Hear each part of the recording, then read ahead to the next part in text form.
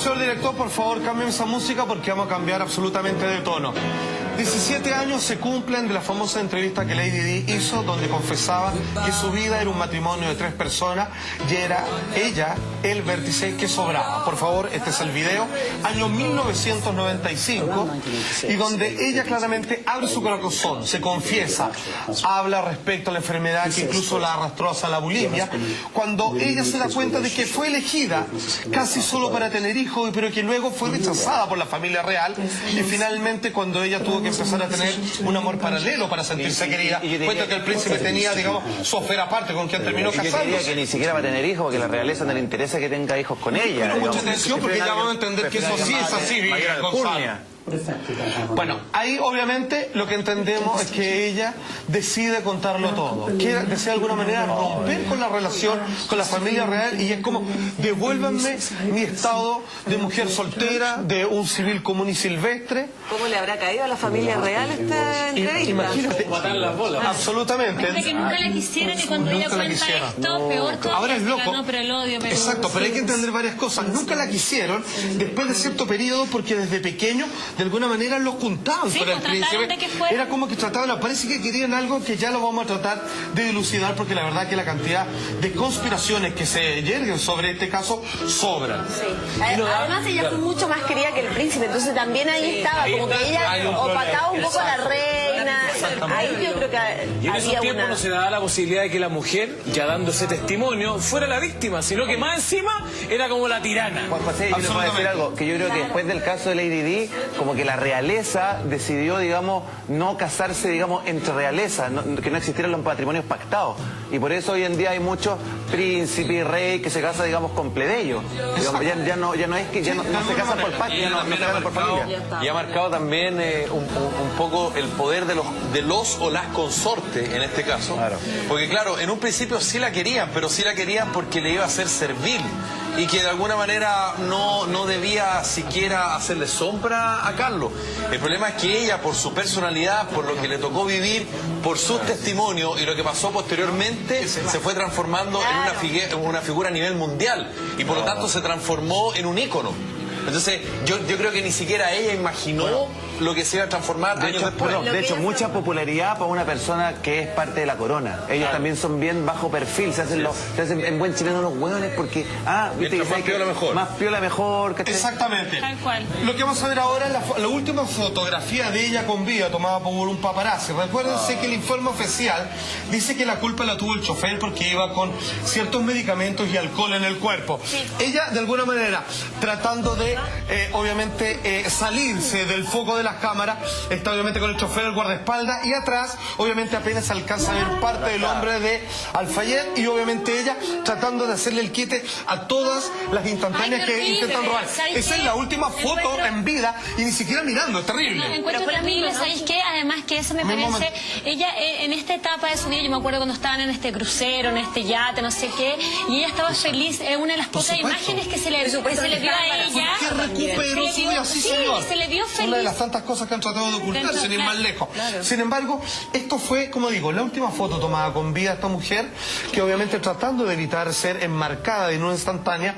Y atención, porque la siguiente fotografía tiene que ver con el momento del deceso. Si bien ella llegó todavía con un hilo de vida a la asistencia que trataron de darle, finalmente murió. Por favor, en la fotografía del automóvil, en donde se ve el accidente completo, o sea, no dudando. Pero hay unas fotos de paparazzi donde la muestran a ella dentro del auto, ¿no? Y que fueron censuradas durante mucho tiempo. Creo que la mostraron en un documental en Cannes el año pasado. Excelente, 105 kilómetros por hora fue lo que impactó el auto contra una de las columnas del túnel de las Almas. Sí, exactamente, que es esto en París. Obviamente supone que esto fue producto de dos cosas, dicen. Esta es la versión oficial. Una, huyendo de los paparazzi, metiendo una lechala dentro de un túnel, digamos, donde había algunos pocos autos. Por otro lado, dicen después de que más tarde le encontraron una serie de medicamentos que podrían atontar, digamos, el nivel de atención del chofer junto con una cantidad de alcohol importante. Una mezcla, pero... Exacto, pero obviamente hay una serie, para variar, de irregularidades en estos informes que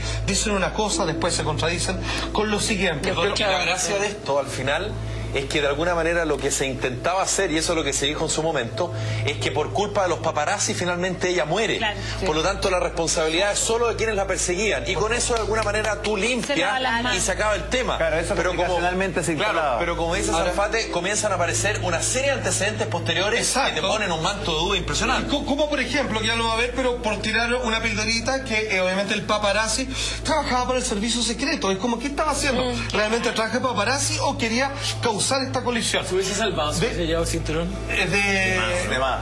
Seguramente. Sí, pero no había, digamos, tiempo para aquello. Y algunos dicen que si se hubiera salvado por el cinturón, hubiera ido alguien a rematarla. ¿Por qué estamos haciendo esto? Porque se cumplen 17 años de la famosa entrevista donde Lady Di abre su corazón y cuenta sobre la imposibilidad de haber seguido con el matrimonio con la realeza, y por otra parte de su nuevo noviazgo. Obviamente ella habla de problemas de bulimia, depresiones extremas, y que ahora por fin venía a contar, a dar su testimonio porque podía volver a ser feliz. De hecho, la fotografía así lo recalcaban, y justo pasa eso. Como la firma de su sentencia de muerte. De alguna manera. A propósito de esa sentencia, hay personas que lo aseguran a tal punto como la siguiente gráfica. Kate Allen, obviamente, es la que se hace cargo de esto. Mucha atención, porque no es la única.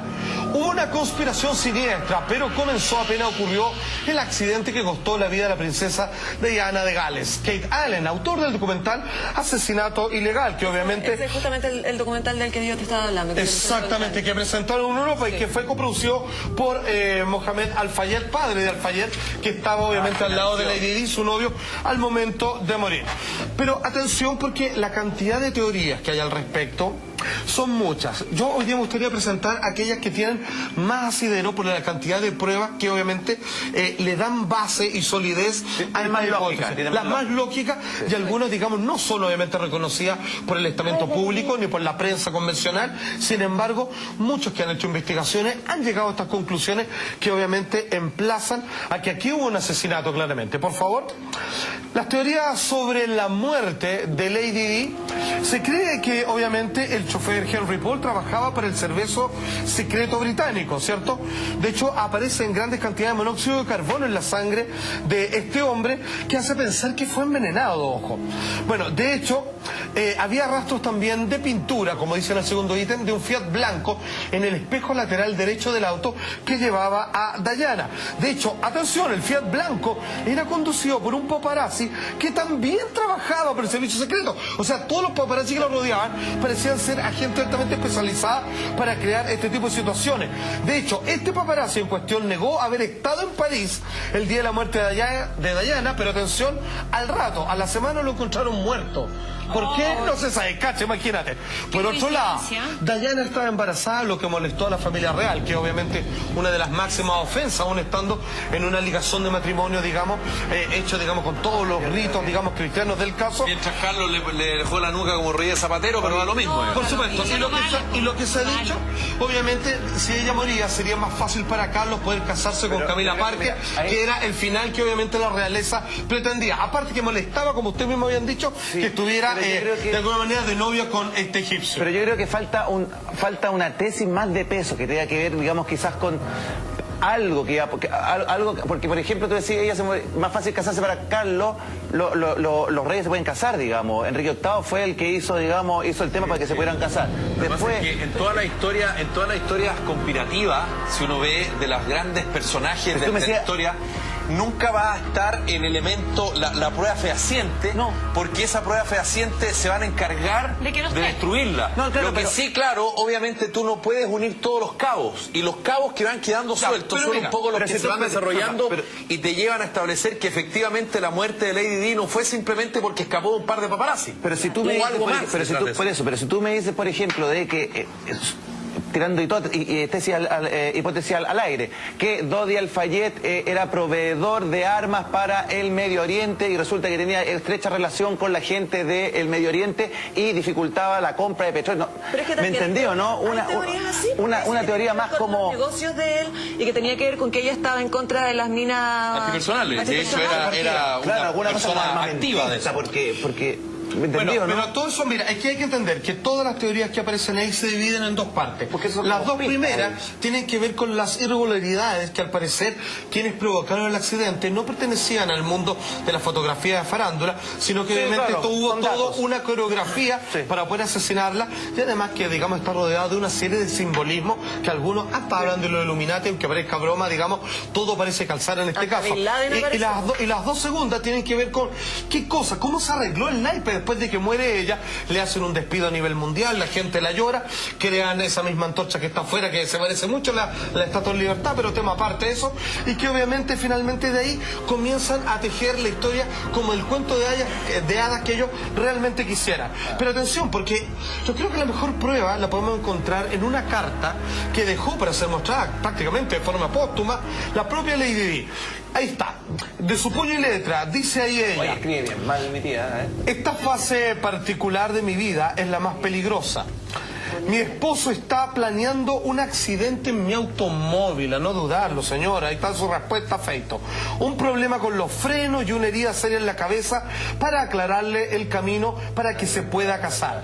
Esta carta, con fecha de octubre de 1993, fue enviada por Lady Di a su secretario Paul Burrell, y esta carta fue enviada obviamente en esa Sí, fecha. no sabía todo lo que- Exactamente, 10 meses obviamente después del anuncio de separación con el príncipe de Carla. Qué angustia, qué terrible. Tal Esta cual. mujer nunca, no la dejaron ser feliz, no la dejaron hacer nada, lo pasó pésimo. No, matar a la mamá Y cuando del hijo. logra, claro, ni siquiera un poco de consideración porque era la mamá de los herederos, no había nada, simplemente el escenario que dice Salfa a mí me parece que tiene que ver con eso. Y ya lo Porque tiene claro, la mira. ves, la lloran, hacen todo este show, después como que él está viudo, que se casa de nuevo con la mujer que siempre quiso y como que arreglan todo el escenario para que todo siga lindo. Les hicieron esta Pero ella, película. sí, y a ella le la destrozaron la dejaban vida. como, claro, como la princesa que sufría y a él como el villano. Entonces, frente a la gente, él estaba quedando como el villano. de la- Porque ella tenía el cariño del pueblo. al final. Claramente, por supuesto, hacer Pero todo ¿qué tipo de sirvió- donaciones. ¿Qué todo lo demás. sirvió que se casara ahora con Camila Parker Bowles? O sea, no había ningún fondo, tampoco ha pasado nada que sea diferente. Mira, yo- no han habido Pero no ningún están tratado. rechazados, pero no Claro, están pero Lady Di rechazados no como estalla. en otro escenario. Si hubiese que- estado Lady Di viva, lo habrían hecho mucho más. No, habría estáis sido locas, si los feliz. británicos son los más doble estándar que Pero no, hay. pero ella la quería mucho. Vuelvo a la Y pregunta sobre o a todo la el tema de hipótesis que relaciones. tiraba Gonzalo. Que se haya casado con ella nuevamente, o sea, le da una tranquilidad de que él realmente ahora está con la persona con que ama, entre comillas. Yo creo que mientras más avanzaba el matrimonio de Lady Di con Carlos, más difícil era el divorcio. Por supuesto. Porque la figura de Lady Di crecía.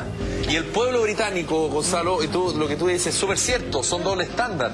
Pero el pueblo británico hubiese sido más cuesta arriba haber aceptado algo que era de público conocimiento, pero que se mantenía soterrado. Es decir, el romance de Carlos con Camila, frente a una figura de Lady Di que era una víctima de las circunstancias, pero ya apoyada por el pueblo inglés.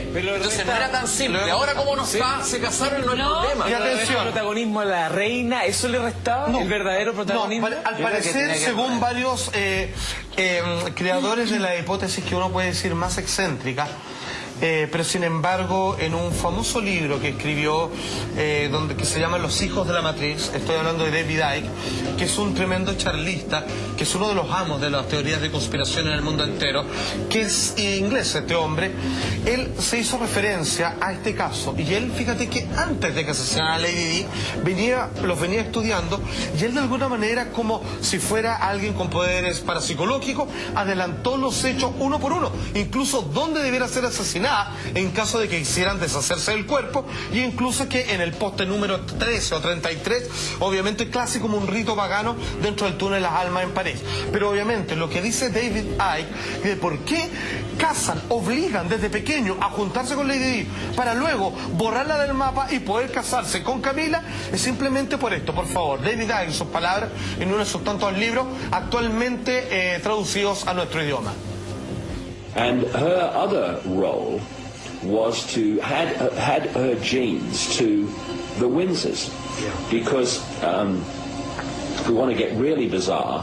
The Windsors are not like these Illuminati bloodlines in general, are not the same DNA as the rest of the global population, and they need an infusion of human genetics to hold the balance of their DNA between the human and what they really are, which is actually not human as we understand human. Permítame hacerle una aclaración porque a buen entendedor pocas palabras. Claramente estamos hablando de una teoría conspirativa que rebasa, digamos, la realidad convirtiendo la ciencia ficción en algo así. Lo que él dice es que Lady Di, dado sus genes, necesitaban mezclarlos con los del príncipe para crear una fusión entre humanos y una raza claramente endogámica que une a la realeza a través del tiempo. Eso ha sido comprobado en estricto rigor.